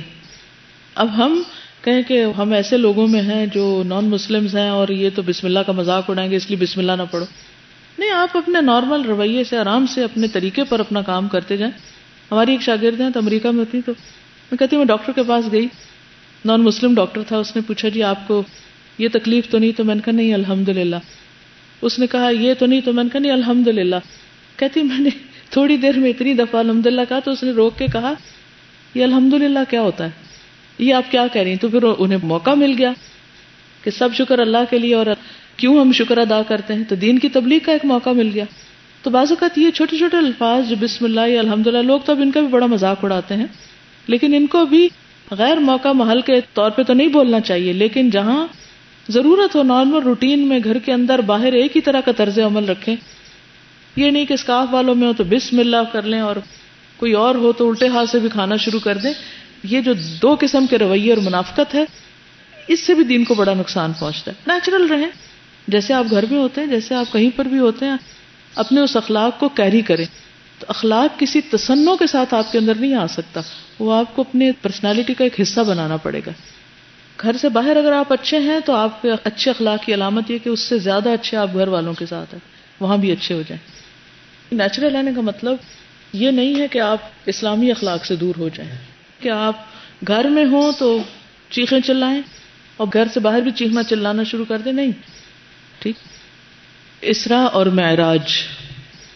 اسراء سے مراد راتوں رات نبی صلی اللہ علیہ وسلم کا مکہ سے بیت المقدس تشریف لے جانا، اور معراج سے مراد عالم بالا میں تشریف لے جانا. اسرا یسری، اسراء کہتے ہیں رات کے سفر کو. واللیل اذا یسری، رات جب چل پڑتی ہے، تو رات کا سفر جو ہے یا رات میں سفر جو ہے وہ اسراء کہلاتا ہے. تو یہاں خاص معنی کیا ہے کہ مکہ سے بیت المقدس کی طرف جانا، اور معراج عروج سے عرج یعرج کا مطلب ہوتا ہے بلندی کی طرف جانا. یہ واقعہ جسم اور روح سمیت پیش آیا تھا. یہ واقعہ جسم اور روح سمیت پیش آیا تھا. اسراء کا ذکر قرآن مجید میں اللہ کے اس ارشاد میں آتا ہے، سبحان الذي أسرى بعبده ليلا من المسجد الحرام إلى المسجد الأقصى الذي باركنا حوله لنريه من آياتنا إنه هو السميع البصير. پاک ہے وہ ذات جس نے اپنے بندے کو راتوں رات مسجد حرام سے مسجد اقصی تک کی سیر کرائی. 2 مسجدیں ابراہیم علیہ السلام کے 2 بیٹوں نے تعمیر کی. یہی وجہ ہے کہ ہم سب فلسطین سے محبت رکھتے ہیں کہ وہاں پر مسجد اقصی ہے. جیسے ہمیں مسجد الحرام بیت اللہ شریف محبوب ہے، اسی طرح وہ جگہ بھی محبوب ہے جس کے گرد ہم نے برکت دے رکھی ہے. مسجد حرام کے ارد گرد بھی برکت ہے. رب اجعل ھذا البلد آمنا، امن والی ہے، اور وہ جگہ بھی بابرکت ہے تاکہ ہم اسے اپنی نشانیاں دکھلائیں. کس کو؟ نبی صلی اللہ علیہ وسلم کو. بے شک وہ سننے والا دیکھنے والا ہے. معراج کے بارے میں کہا جاتا ہے کہ وہ سورہ نجم کی 7ویں آیت سے لے کر 18ویں آیت تک میں مذکور ہے معراج. اور یہ بھی کہا جاتا ہے کہ ان آیات میں جو کچھ مذکور ہے وہ معراج کے ما سوا ہے، یعنی دونوں رائے ہیں کہ معراج کے بارے میں ہے یا اس کے علاوہ کے واقعات ہیں. اسراء اور معراج کے وقت میں بھی اختلاف ہے کہ یہ واقعہ کب پیش آیا تھا. ایک قول ہے کہ جس سال آپ کی بعثت ہوئی اسی سال یہ واقعہ پیش آیا، یعنی جب آپ کو پہلی وحی ملی تھی اس سال. ایک قول یہ ہے کہ سن 5 نبوت میں، ایک قول یہ ہے کہ 27 رجب سن 10 نبوت میں، ایک قول یہ ہے کہ 17 رمضان سن 12 نبوت میں، ایک قول یہ ہے کہ محرم میں، اور ایک قول یہ ہے 17 ربیع الاول سن 13 نبوت میں. بہرحال یہ مختلف روایات ہیں کیونکہ اس زمانے بھی کوئی ایسا پراپر کیلنڈر نہیں تھا اور لوگوں کو اس سے اتنی دلچسپی نہیں ہوتی تھی کہ کون سی چیز کب ہوئی، ان کو اصل مقصد سے غرض ہوتی. بہرحال اس کی تفصیل کے متعلق صحیح روایات کا خلاصہ یہ ہے. انس بن مالک روایت کرتے ہیں کہ ابو ذر رضی اللہ عنہ بیان کرتے ہیں کہ رسول اللہ صلی اللہ علیہ وسلم نے فرمایا، میرے گھر کی چھت کھول دی گئی، اس وقت میں مکہ میں تھا، پھر جبریل اترے، انہوں نے میرے سینے کو چاک کیا، پھر اسے زمزم کے پانی سے دھویا، پھر ایک تش سونے کا حکمت اور ایمان سے بھرا ہوا لائے اور اسے میرے سینے میں ڈال دیا، پھر سینے کو بند کر دیا. اس کے بعد میرا ہاتھ پکڑ لیا اور مجھے آسمان کی طرف لے کر چلے. یعنی مسجد اقصیٰ کی طرف بھی جو گئے، یوں لگتا ہے کہ وہ زمین کے اوپر سے نہیں بلکہ بائی ایئر، ایئر سے مراد جہاز نہیں ہوتا، بائی ایئر یعنی آسمان کی طرف لے گئے، اوپر کی طرف سے گئے. بہرحال تو اس سے کیا پتہ چلتا ہے کہ اس سفر کے شروع میں دوبارہ آپ کے سینے کو دھو کر اس میں علم اور حکمت بھرا گیا تھا. کیوں؟ کس لیے؟ آپ کو اس واقعے کے لیے تیار کرنا تھا. آپ کو معلوم ہے کہ جو لوگ ناسا میں کام کرتے ہیں اور ان کو جانا ہوتا ہے اوپر، ایسٹروناٹس جو ہوتے ہیں، تو ان کو کیسی کیسی ٹریننگز دی جاتی ہیں، اس میں علم بھی ہوتا ہے اور اس میں اور ایکسرسائزز بھی ہوتی ہیں. تو بہرحال آپ صلی اللہ علیہ وسلم کو بھی ایک غیر معمولی سفر سے واسطہ تھا. اس سے پہلے آپ کو پریپیئر کیا گیا کہ آپ کسی قسم کا خوف خطرہ محسوس نہ کریں اور آپ کے اندر اتنی وسعت آ جائے کہ جو کچھ اب آپ اس سفر میں دیکھنے جا رہے ہیں وہ دیکھ پائیں. لِنُرِيَهُ مِنْ آيَاتِنَا، نشانیاں دیکھنے کے لیے جا رہے تھے، اس کے لیے پریپریشن ضروری تھی. تو یہ ایک فزیکل پریپریشن کرائی گئی. ٹھیک. بعض اوقات ہم سوچتے ہیں نا کہ ہم ابھی یہ کیوں نہیں کر سکتے اور وہاں کیوں نہیں پہنچ سکتے اور فلاں مار کا کیوں نہیں مار سکتے. اس کے لیے ایک تیاری کی ضرورت ہوتی، اس قابل بننے کی ضرورت ہوتی، پھر انسان کے وہ درجے بڑھتے ہیں. ٹھیک ہے، تو یہ آپ کے لیے درجوں کی بلندی اور بہت ساری مشکلات جن سے آپ گزرے تھے ان کے انعام کے طور پر آپ کو ایک سفر کرایا گیا، مزید علم و حکمت سے نوازا گیا، علم یقینی عطا کیا گیا، اور اللہ سبحانہ و تعالیٰ کی قدرت کی بے شمار نشانیاں دکھائی گئیں. تو جیسے سفر طائف کے بعد جبریل آئے اور پھر آپ کی دلجوئی کی گئی، اس کے بعد اسراء اور معراج کی صورت میں بھی دلجوئی کی گئی. حضرت جبریل علیہ السلام براق لے کر تشریف لائے. یہ گدھے سے بڑا اور خچر سے چھوٹا ایک جانور ہے جو اپنا کھر اپنی نگاہ کے آخری مقام پر رکھتا ہے، یعنی ایک پاؤں یہاں تو دوسرا وہ جہاں اس کی نگاہ پہنچ رہی ہے. اتنی تیز سواری تھی. اس وقت نبی صلی اللہ علیہ وسلم مسجد حرام میں تھے. آپ اس جانور پر سوار ہو کر حضرت جبریل علیہ السلام کی معیت میں بیت المقدس تشریف لائے، اور وہاں جس حلقے میں انبیاء اپنی سواریاں باندھتے تھے اسی میں براق کو باندھ دیا اور پھر مسجد اقصی میں داخل ہوئے. ایک اور حدیث سے پتہ چلتا ہے، حضرت انس کہتے ہیں کہ معراج کی رات نبی صلی اللہ علیہ وسلم کے لیے براق لایا گیا جس کو لگام ڈالی ہوئی تھی اور زین کسی ہوئی تھی، یعنی بیٹھنے کی جگہ پراپر تھی. اس نے شوخی کی، یعنی جیسے ہوتا ہے نا جانور جس پہ چڑھنا ہوتا ہے تھوڑا سا اچھلتا کودتا ہے. تو جبریل علیہ السلام نے فرمایا کیا تو محمد صلی اللہ علیہ وسلم کے ساتھ ایسی شوخی کر رہا ہے؟ آج تک تجھ پر اللہ کے نزدیک ان سے زیادہ معزز کوئی سوار نہیں ہوا. راوی کہتے ہیں کہ پھر اسے پسینہ آ گیا، یعنی وہ ایک طرح سے شرمندہ ہو گیا کہ میں نے کیا کیا ہے. بہرحال حضرت جبریل آپ کو لے کر بیت المقدس پہنچتے ہیں. ایک روایت میں آتا ہے کہ آپ نے فرمایا جب ہم بیت المقدس پہنچے تو جبریل علیہ السلام نے اپنی انگلی سے اشارہ کر کے ایک پتھر میں سوراخ کیا اور براق کو اس سے باندھا. تو یہ کہتے ہیں کہ وہاں ایک حلقے میں انبیاء اپنی سواریاں باندھتے تھے، اسی میں براق کو باندھ دیا گیا. پھر مسجد اقصی میں داخل ہوئے، 2 رکعت نماز پڑھی. یہ ہر مسجد کا حق ہے. کبھی سیر کے لیے جائیں تو وضو کر کے جائیں مسجد، اور پہلے نماز پڑھیں پھر کچھ اور وہاں دیکھیں. اور اس میں انبیاء کی امامت فرمائی. پھر حضرت جبریل علیہ السلام آپ کے پاس 3 برتن لائے، ایک شراب کا، دوسرا دودھ کا، تیسرا شہد کا. آپ نے دودھ پسند فرمایا. حضرت جبریل علیہ السلام نے کہا آپ نے فطرت پائی، آپ کو بھی ہدایت نصیب ہوئی اور آپ کی امت کو بھی. اگر آپ نے شراب پسند فرمائی ہوتی تو آپ کی امت گمراہ ہو جاتی. اس کے بعد آپ صلی اللہ علیہ وسلم کو بیت المقدس سے آسمان دنیا تک لے جایا گیا، پہلے آسمان تک. حضرت جبریل علیہ السلام نے دروازہ کھلوایا، اور اس کی تفصیلات یہاں نہیں کیونکہ یہ خلاصہ بیان کیا گیا ہے. اور آتا ہے کہ جب آپ نے نوک کیا تو پوچھا کہ کون؟ تو انہوں نے کہا جبریل. کہا ساتھ کون ہے؟ کہا محمد ہے صلی اللہ علیہ وسلم. پھر انہوں نے پوچھا خود آئے ہیں یا بلائے گئے ہیں؟ تو انہوں نے کہا کہ بلائے گئے ہیں. پھر دروازہ کھولا گیا. آپ نے وہاں انسانوں کے باپ حضرت آدم علیہ السلام کو دیکھا اور انہیں سلام کیا. انہوں نے آپ کے سلام کا جواب دیا، مرحبا کہا اور آپ کی نبوت کا اقرار کیا. ان کے دائیں ایک گروہ تھا، جب انہیں دیکھتے تو مسکراتے حضرت آدم، اور یہ سعادت مندوں کی روحیں تھیں. اور ان کے بائیں ایک گروہ تھا، جب انہیں دیکھتے تو روتے، یہ بدبختوں کی روحیں تھیں. یعنی ایک باپ اپنی نیک اولاد کو دیکھ کر خوش ہوتا ہے اور بدبخت کو دیکھنے پر دکھی ہوتا ہے. پھر آپ کو دوسرے آسمان پر لے جایا گیا. حضرت جبریل علیہ السلام نے دروازہ کھلوایا، آپ کے لیے دروازہ کھولا گیا. آپ نے اس میں 2 خالہ زاد بھائیوں حضرت یحییٰ بن زکریا اور عیسیٰ ابن مریم کو دیکھا اور انہیں سلام کیا. دونوں نے جواب دیا، مرحبا کہا اور نبوت کا اقرار کیا. پھر تیسرے آسمان پہ لے جایا گیا. وہاں آپ نے حضرت یوسف علیہ السلام کو دیکھا. انہیں آدھا حسن دیا گیا تھا، یعنی دنیا میں جتنا بھی حسن ہے اس کو اگر اکٹھا کر لیا جائے تو آدھا ان کو مل گیا اور آدھا باقی سب کو. آپ نے انہیں بھی سلام کیا. انہوں نے جواب دیا، مرحبا کہا اور آپ کی نبوت کا اقرار کیا. آپ کو چوتھے آسمان پر لے جایا گیا. وہاں حضرت ادریس علیہ السلام کو دیکھا. انہیں سلام کیا. انہوں نے جواب دیا، مرحبا کہا اور آپ کی نبوت کا اقرار کیا. پھر 5ویں آسمان پر لے جایا گیا.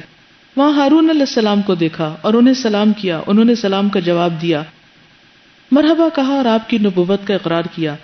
پھر آپ کو چھٹے آسمان پر لے جایا گیا. وہاں حضرت موسیٰ ابن عمران سے ملاقات ہوئی. آپ نے انہیں سلام کیا. انہوں نے جواب دیا, مرحبا کہا اور آپ کی نبوت کا اقرار کیا. پھر جب آپ وہاں سے آگے بڑھے تو وہ رونے لگے. حضرت موسیٰ, ان سے کہا گیا کہ آپ کیوں رو رہے ہیں؟ انہوں نے کہا, میں اس لیے رو رہا ہوں کہ ایک جوان میرے بعد مبعوث کیا گیا, اس کی امت میری امت سے زیادہ تعداد میں جنت کے اندر داخل ہوگی. اس کے علاوہ بھی آپ صلی اللہ علیہ وسلم جس نبی کے پاس سے گزرے تو ان کو ان کی امت بھی دکھائی گئی. آپ نے یہ دیکھا کہ کسی کے ساتھ ایک جماعت تھی. بعض انبیاء کو آپ نے دیکھا کہ ان کے ساتھ صرف ایک آدمی تھا, بس ایک ہی ایمان لایا تھا. حضرت لوط علیہ السلام کے ساتھ صرف ان کی 2 بیٹیاں ایمان لائی تھیں. یہاں تک ایک بڑے مجمع کے پاس سے گزرے تو پوچھا, یہ کون ہے؟ کہا کہ موسیٰ اور ان کی قوم. آپ سر کو بلند کیجئے اور دیکھیے. آپ نے فرمایا, اچانک میں نے جم غفیر دیکھا جس نے آسمان کے دونوں جانب کو گھیرا ہوا تھا. کہا گیا یہ آپ کی امت ہے, اور ان کے علاوہ 70,000 اور ہیں جو بغیر حساب کتاب کی جنت میں داخل ہوں گے. اس کے بعد 7ویں آسمان پر لے جایا گیا. وہاں آپ کی ملاقات حضرت ابراہیم علیہ السلام سے ہوئی. آپ نے انہیں سلام کیا. انہوں نے جواب دیا, مرحبا کہا اور آپ کی نبوت کا اقرار کیا. وہ اپنی پشت بیت المعمور سے لگائے ہوئے تھے جس میں روزانہ 70,000 فرشتے داخل ہوتے ہیں اور دوبارہ ان کے پلٹنے کی باری نہیں آتی. اور کہا جاتا ہے کہ وہ بیت المعمور دنیا میں جو بیت اللہ ہے اس کے بالکل اوپر ہے, یعنی دونوں کے ایک ہی سمت ہے. اس سے بعض لوگوں نے یہ نتیجہ بھی نکالا ہے کہ یہ جو دنیا کا کعبہ ہے یہ کائنات کا بھی مرکز ہے ایک طرح سے. یعنی یہ کعبہ صرف دنیا کے سینٹر نہیں بلکہ ایک طرح سے باقی جو یونیورس ہے, جو کریشن ہے اللہ کی, یعنی جتنی بھی گیلیکسی, سٹارز, جو کچھ بھی ہیں اس کا بھی سینٹر ہے. پھر آپ کو سدرۃ المنتہا تک لے جایا گیا. کون لے کر گیا تھا؟ جبریل علیہ السلام. قرآن پاک میں آتا ہے نا, وَلَقَدْ رَآهُ نَزْلَةً أُخْرَى عِنْدَ سِدْرَةِ الْمُنتَهَى عِنْدَهَا جَنَّةُ الْمَأْوَى. تو نبی صلی اللہ علیہ وسلم نے جبریل علیہ السلام کو وہاں ان کی اصل حالت پر دیکھا تھا. ان کے 600 پر تھے جن سے موتی اور یاقوت جھڑ رہے تھے. تھوڑی سی جبریل کی ڈسکرپشن بتانا اس لیے ضروری ہے کہ آپ کے دل میں ان کی ایک محبت بھی پیدا ہو, کیونکہ وہ اہل ایمان سے محبت کرتے ہیں. تو جو آپ سے محبت کرے آپ کو کیا چاہیے؟ اس سے محبت کریں. بنی اسرائیل تو ان کے دشمن بنے ہوئے تھے, تو اللہ تعالیٰ نے فرمایا, من کان عدوا لجبریل, جو جبریل کا دشمن ہوگا اللہ بھی اس کا دشمن ہے. تو جو جبریل سے محبت کرے گا اللہ اس سے محبت کرے گا. ٹھیک ہے. تو جبریل علیہ السلام کو آپ صلی اللہ علیہ وسلم نے جب دیکھا تو آپ کے 600 پر تھے جن سے موتی اور یاقوت جھڑ رہے تھے. انہوں نے مشرق و مغرب کے درمیانی فاصلے کو ڈھانکا ہوا تھا. ایک اور روایت میں آتا ہے کہ آسمان و زمین کے درمیان جو فاصلہ ہے یہ سارا ان کے پروں کی وجہ سے چھپا ہوا تھا, یعنی افق کو ڈھانپا ہوا تھا انہوں نے. ابن مسعود رضی اللہ تعالیٰ عنہ ما کذب الفؤاد وما رأى کی تفسیر میں کہتے ہیں کہ نبی صلی اللہ علیہ وسلم نے جبریل علیہ السلام کو باریک ریشمی حلے میں دیکھا, یعنی ریشم کا اوپر لباس بھی تھا. انہوں نے آسمان و زمین کے درمیان تمام حصے کو پر کر رکھا تھا. ابن مسعود ہی کی ایک اور روایت ہے کہ نبی صلی اللہ علیہ وسلم نے فرمایا, میں نے جبریل کو اس طرح دیکھا کہ وہ ریشمی لباس پہنے ہوئے تھے. ان کے پاؤں موتیوں کی طرح تھے جیسے سبزے پر بارش کے قطرے ہوں, لیکن جب ان پر اللہ کی خشیت طاری ہوتی تو بالکل دب جاتے. حضرت جابر کی روایت ہے, رسول اللہ صلی اللہ علیہ وسلم نے فرمایا, میں اسراء والی رات فرشتوں کے پاس سے گزرا اور جبریل علیہ السلام اللہ کی خشیت کی وجہ سے بوسیدہ ٹاٹ کی طرح لگ رہے تھے.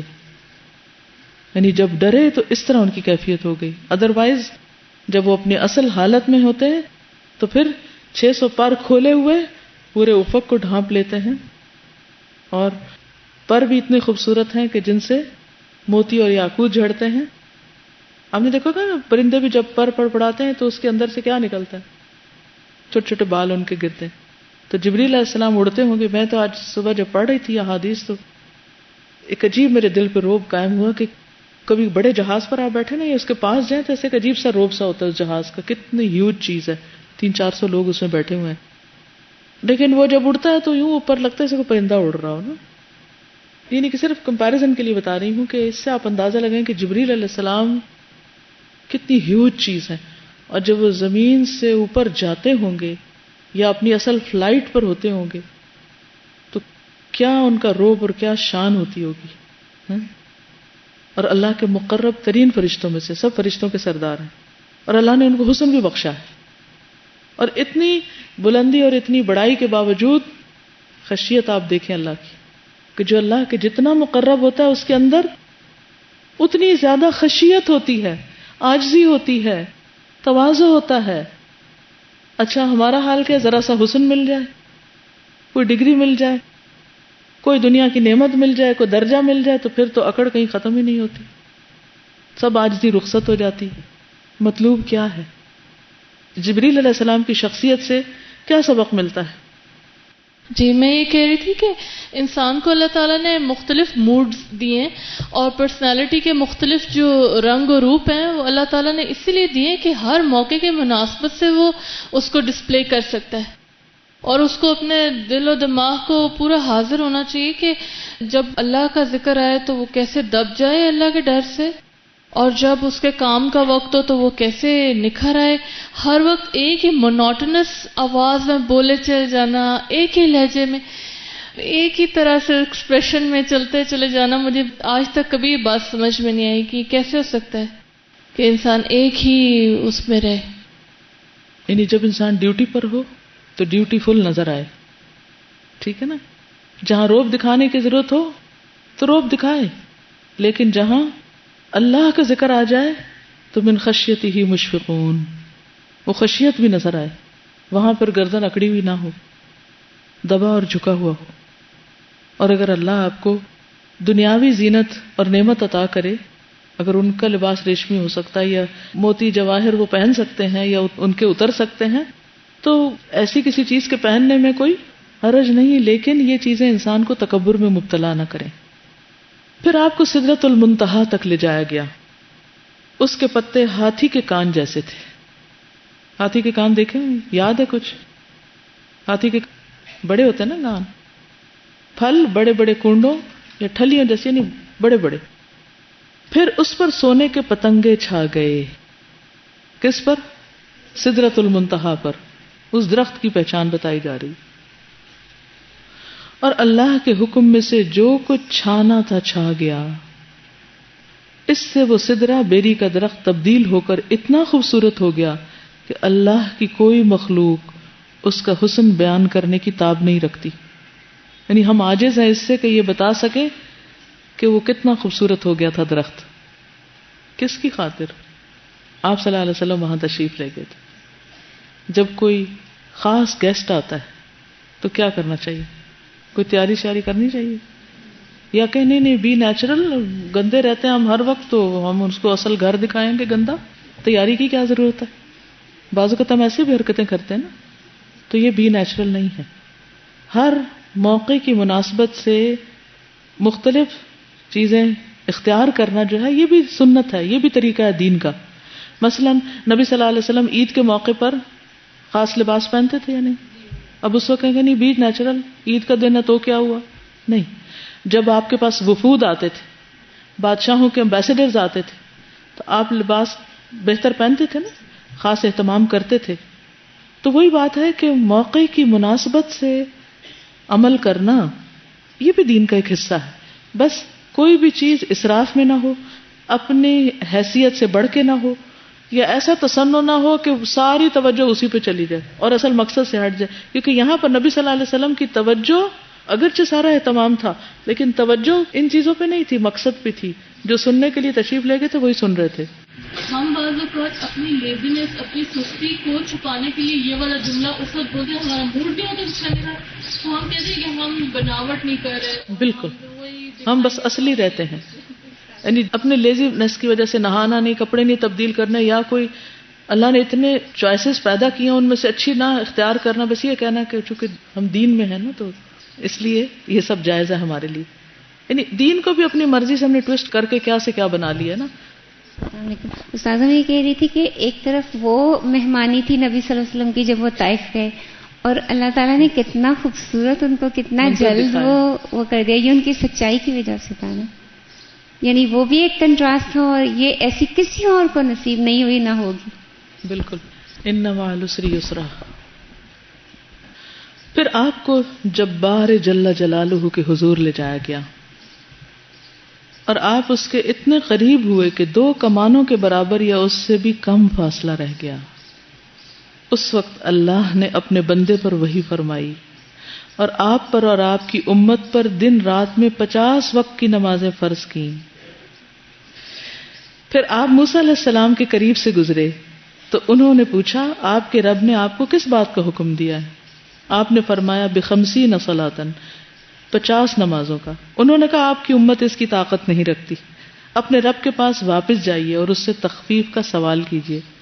آپ نے جبریل علیہ السلام کی طرف دیکھا، انہوں نے اشارہ کیا ہاں اگر آپ چاہیں چلتے ہیں. چنانچہ آپ واپس ہوئے. اللہ نے پھر 10 نمازیں کم کر دیں. پھر حضرت موسیٰ علیہ السلام کے پاس سے گزرے، انہوں نے پھر پوچھا، آپ نے بتلایا تو انہوں نے پھر تخفیف کے سوال کا مشورہ دیا. یوں حضرت موسیٰ علیہ السلام اور اللہ جل جلالہ کے درمیان آپ کی آمد و رفت جاری رہی. اس سے جبریل علیہ السلام کی بھی آپ دیکھیے نا، ان کا کیا رول ہے کہ آپ چونکہ خود نہیں جا سکتے تھے، جبریل لے کے جا رہے تھے، یعنی اوپر تک پہنچانا. اس سے آگے جبریل خود نہیں جاتے تھے خاص مقام سے، وہاں آپ ہی گئے تھے. لیکن انہوں نے ایک دفعہ نہیں کہا کہ کتنی دفعہ میں جاؤں، لے جاتے رہے. یعنی اتنی بڑی اللہ کی مخلوق میں سے بہت بڑی مخلوق ہے جبریل علیہ السلام، لیکن عاجزی اور خشیت اور ہمبلنس اور پھر پیغمبر علیہ السلام کے لیے تواضع حیرت انگیز. یہاں تک کہ اللہ نے 5 نمازیں کر دی.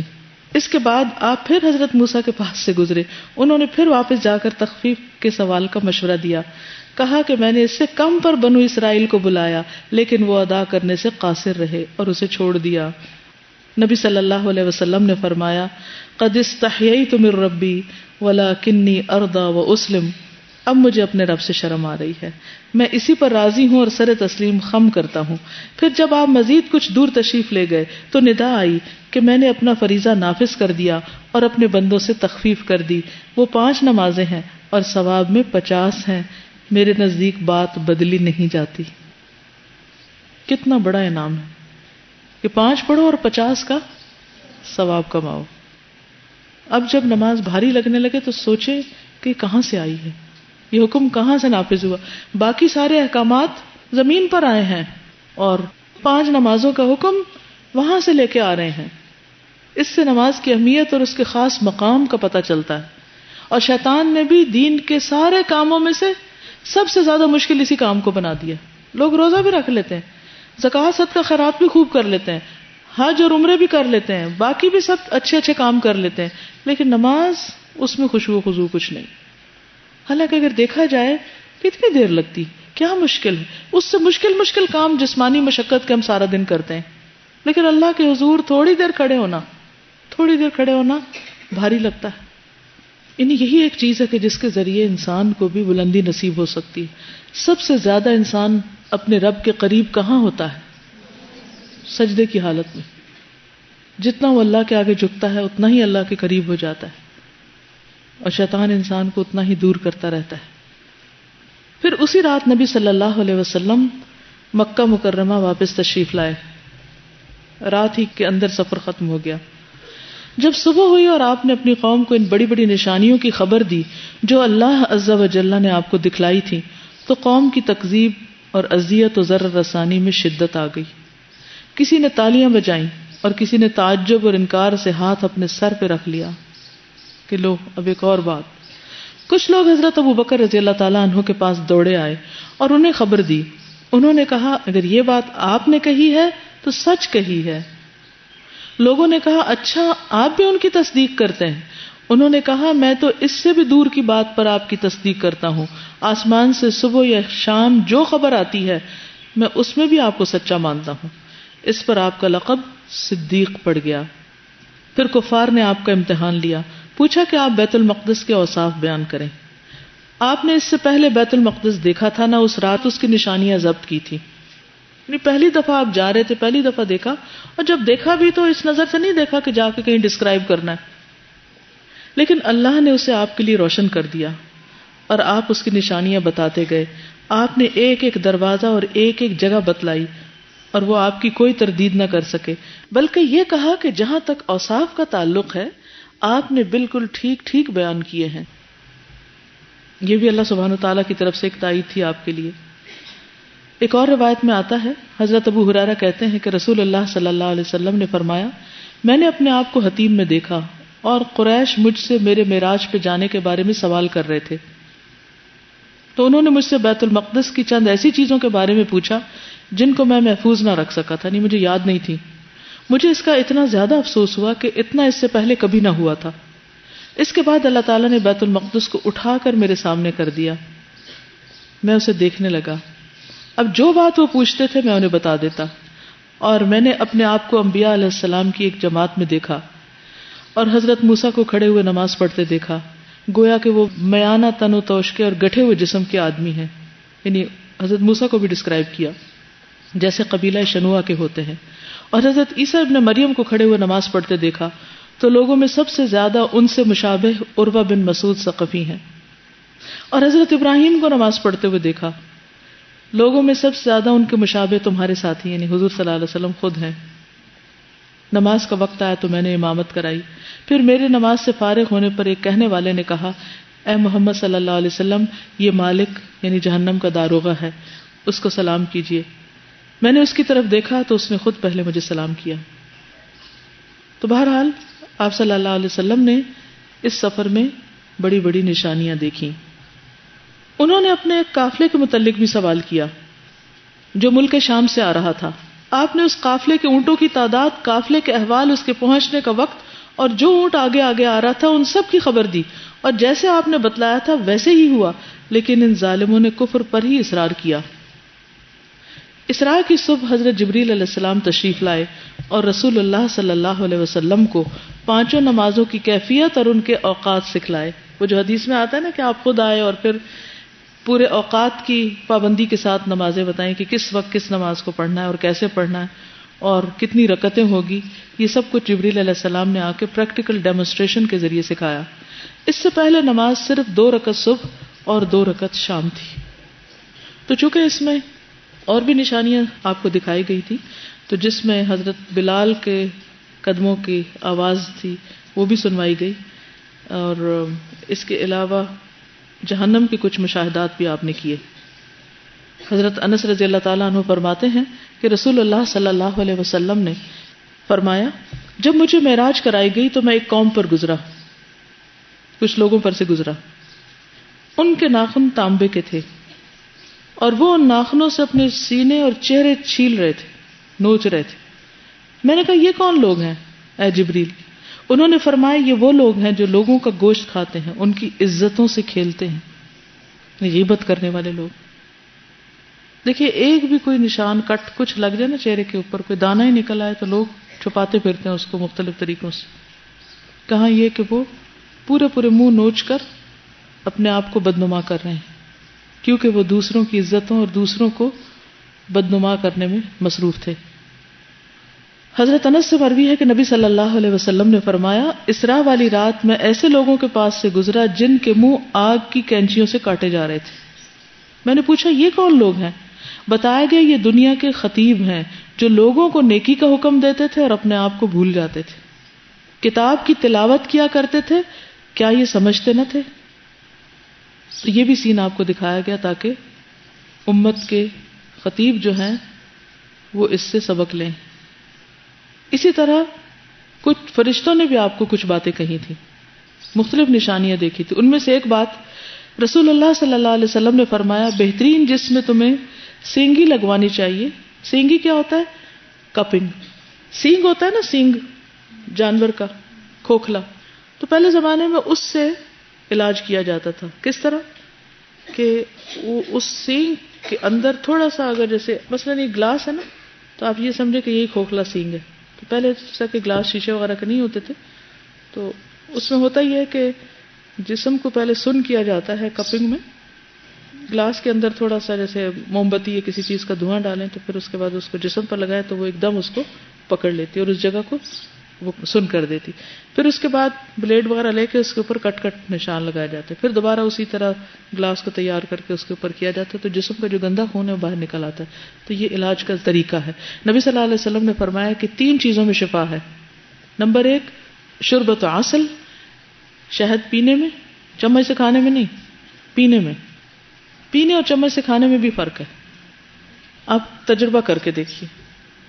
کسی وقت اس کو تھوڑا سا گھونٹ کی شکل میں لیجیے اور کسی دن آپ چمچ سے لیجیے. دوسرا ہے شرطۃ محجم. شرطۃ محجم، شرطہ ہوتا شریطہ تو یوں کٹ لگانا ایسے، محجم ہوتا حجامہ کرنے والا، کپنگ کرنے والا. تو یہ سینگی سینگ سے نہیں، کیونکہ سینگ اوپر رکھ کے تو وہ پھر خون سک کرتے تھے، اس سے سینگی بن گیا، یعنی سینگی کہا جائے اس کو. آج کے دور میں اس کو حجامہ یا کپنگ کہتے ہیں. تو بہترین دن جس میں تمہیں سینگی لگوانی چاہیے، یہ فرشتوں نے بتایا تھا، یہ معلومات دی تھی، وہ چاند کی 17، 19 اور 21 تاریخ ہے. اسراء والی رات میں فرشتوں کی جس جماعت کے پاس سے بھی میں گزرا، اس نے یہی کہا کہ اے محمد صلی اللہ علیہ وسلم، سینگی لگانے کا اہتمام ضرور کرنا. آپ میں سے کچھ لوگوں کو سیکھ لینا چاہیے اس کو. کس نے لگوائی ہے کبھی؟ صرف ایک ہاتھ کھڑا ہوا ہے ہال میں سے. میں نے ان گنت دفعہ لگوائی اور ہر دفعہ لگوا کر بہت ہی ریلیوڈ یعنی فیل کیا، کہ ایسے لگا کہ جیسے کوئی آنکھیں روشن ہو جاتی. اور یہ حدیث جو سلسلہ الاحادیث صحیحہ میں ہے، یعنی صحیح حدیث ہے. فرشتوں کی ہر جماعت نے اس کی تلقین کی کہ آپ اس کا اہتمام ضرور کریں، اور آپ نے خود بھی فرمایا کہ اس میں شفا ہے. حضرت انس بن مالک رضی اللہ تعالیٰ عنہ فرماتے ہیں کہ اسراء کی رات فرشتوں کی جس جماعت کے پاس سے میں گزرا، اس نے مجھے یہی کہا کہ اپنی امت کو پچھلے لگانے کا حکم ضرور دیجیے. یعنی آپ کو خود بھی لگانے کے لیے کہا اور امت کو بھی کرنے کے لیے کہا. تو سنت سمجھ کے کم از کم ایک دفعہ کر لیجیے. اور آخری چیز حضرت عبداللہ بن مسعود سے روایت ہے، رسول اللہ صلی اللہ علیہ وسلم نے فرمایا، جس رات مجھے معراج کرائی گئی، میری ملاقات حضرت ابراہیم علیہ السلام سے ہوئی. انہوں نے کہا، اے محمد صلی اللہ علیہ وسلم، اپنی امت کو میری طرف سے سلام پیش کرنا اور انہیں بتانا کہ جنت کی مٹی پاکیزہ اور عمدہ ہے. مٹی پاکیزہ اور عمدہ ہے، اس کا پانی میٹھا ہے اور وہ ایک چٹیل میدان ہے. اور سبحان اللہ والحمد للہ ولا الہ الا اللہ واللہ اکبر کہنا، وہاں درخت لگانا ہے. جتنے چاہیں لگائیں، پھر اپنے لیے شجر کاری کریں اپنے اس گھر کی جہاں ہمیشہ رہنا ہے. تو بہرحال کیا کچھ لائے آپ معراج سے؟ 5 نمازیں لائے، پچھنے کا حکم لائے اور تسبیح ذکر کا تحفہ لائے. سورہ بقرہ کی آخری 2 آیات کے بارے میں بھی آتا ہے. چلیے اب آپ کچھ کہنا چاہیں تو کہیے. السلام علیکم. مجھے جو بہت ہی زیادہ دل کو ٹچ کیا نا جس چیز نے، وہ یہ کہ میں پہلے بھی معراج کے بارے میں کبھی پڑھا یا سنا، لیکن جیسے آج مجھے فیل ہوا نا کہ جو ورڈز تھے نا کہ تاکہ ہم اسے اپنی نشانیاں دکھائیں، مجھے لگا کہ پچھلے ہم نے چیپٹر میں کتنا زیادہ یہ پڑھا ہے کہ وہ یہ نشانی مانگ رہے ہیں، وہ نشانی مانگ رہے ہیں، اور پتہ نہیں شاید نبی صلی اللہ علیہ وسلم کے دل میں آتا ہو کہ کوئی نشانیاں مطلب دکھائی دیں، یا بعض اوقات دل میں ایک آتا ہے کہ اللہ کے لیے تو یہ کام کتنا آسان ہے، پھر اللہ تعالیٰ کر دیں. لیکن جب وہ اللہ تعالیٰ پوری کرنے پہ آتے ہیں تو انسان کے وہم و گمان میں بھی نہیں ہوتا کہ وہ اس کو کیا دکھائیں گے، کیا کیا نشانیاں اور کیا کیا چیزیں جو اس نے کبھی سوچا بھی نہیں تھا. نبی صلی اللہ علیہ وسلم سے یہ نہ چاہا ہوگا نہ سوچا ہوگا، لیکن کیسے ان کو کتنا کچھ دکھایا گیا جو کہ ہم تو اپنے لفظوں میں اس کو ڈسکرائب بھی نہیں کر سکتے. اللہ کے ہی لفظ کافی ہیں. اوکے، جزاکم اللہ خیرا. سبحانک اللہم و بحمدک، نشہد ان لا الہ الا انت، نستغفرک و نتوب الیک. السلام علیکم و رحمۃ اللہ وبرکاتہ.